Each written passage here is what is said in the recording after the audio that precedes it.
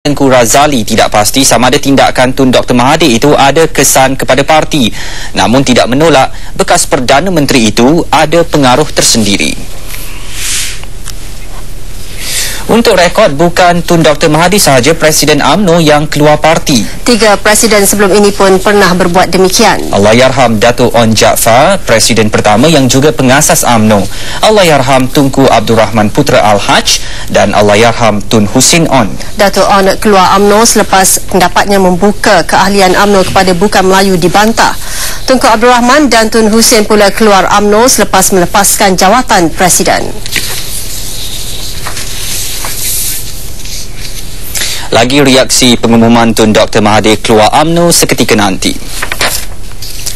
Bekas Naib Presiden MCA Datuk Yap Pian Hon hari ini mempersoalkan bidang kuasa Suruhanjaya siasat.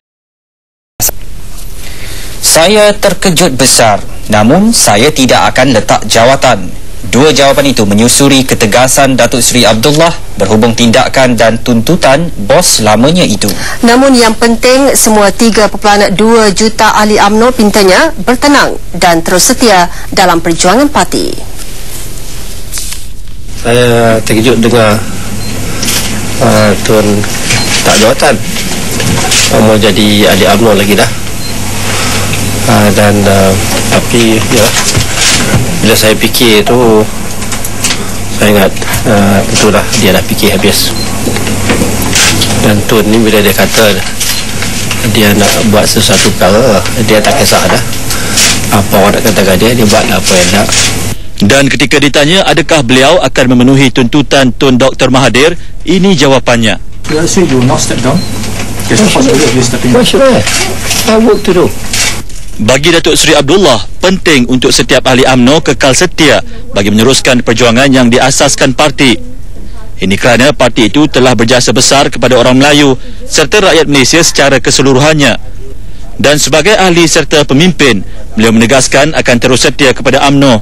But I would like to believe that UMNO members would not leave UMNO because they care, they love UMNO. That's what I know. And if they want to be a member of UMNO, if they want UMNO to be strong, there's no reason, there's no logic for them to leave UMNO.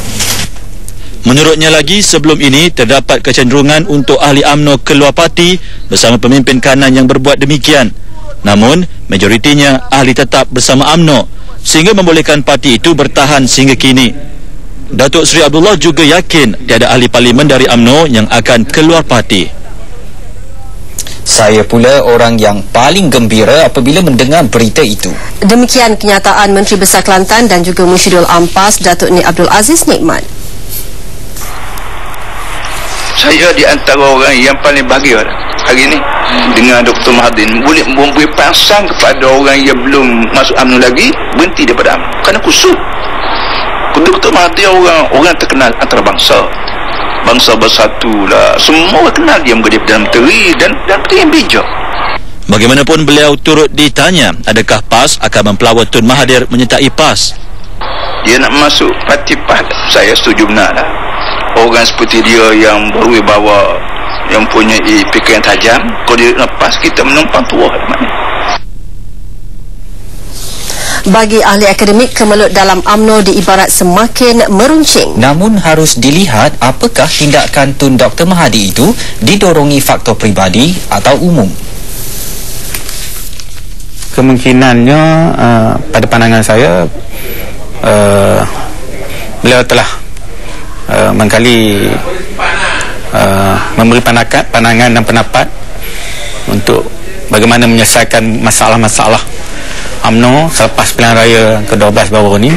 Telah tidak dipangkali lah, tidak diendahkan, tak diberi perhatian. Jadi mungkin pada dia lah, pada beliau, ada baiknya beliau keluar daripada UMNO. Ada asasnya komen berkenaan. Bagaimanapun desakan Tun Mahathir sebelum ini agar kepimpinan semasa ditukar juga difikirkan menjadi pendorong. Namun akan selesaikah masalah jika apa yang didesak bekas Perdana Menteri itu dilaksanakan? Telah pun dipersetujui bahawa peralihan kuasa akan dibuat pada hujung tahun ini. Jadi saya berpendapat dengan adanya tindakan Tun Dr. Mahathir ini, rasa saya terdesaklah, maknanya nak cepat. Saya tidak tahu apa sebab. Mungkin ada sebab-sebab yang kita sendiri pun, pihak wartawan pun tak tahu kenapa perlu Tun Dr. Mahathir buat macam ni. Menyingkap tabir sejarah zaman almarhum Tunku Abdul Rahman perlu dijadikan iktibar. Ketika itu Perikatan dan UMNO khususnya mengalami apa yang sedang dilalui kini. Pada tahun 1969 dulu pun beberapa ancaman dibuat terhadap almarhum Tunku Abdul Rahman supaya meletakkan jawatan, tapi oleh kerana Tunku masih berkuasa dan UMNO ketika itu walaupun hilang banyak kursi sebagaimana juga yang berlaku hari ini, tapi UMNO kuat dan Perdana Menteri masih memegang kuasa, dia tidak meletakkan jawatan. Akhirnya pada 20 Januari 1970 baru diletak jawatan. Itu 7 bulan selepas peristiwa 13 Mei dan selepas Tun Dr. Mahathir, masa itu Dr. Mahathir memberi surat kepada Tunku untuk meletakkan jawatan. UMNO tidak harus menjadi korban. Kepentingan lebih 3 juta ahlinya dan asas perjuangannya untuk orang Melayu harus dimuhasabah kembali. Pemimpin datang dan pergi, namun UMNO sejak penubuhannya masih berdiri teguh. Apa sebenarnya demokrasi? Demokrasi ialah kehendak ramai. Jadi pada pandangan saya, pemimpin-pemimpin UMNO perlu bertindak daripada kehendak ramai tadi. Kalau kehendak ramai memerlukan misalnya kata satu restructure semula UMNO untuk menyelesaikan masalah ataupun isu-isu yang berlaku. So pihak kepimpinan kena buatlah benda-benda ni.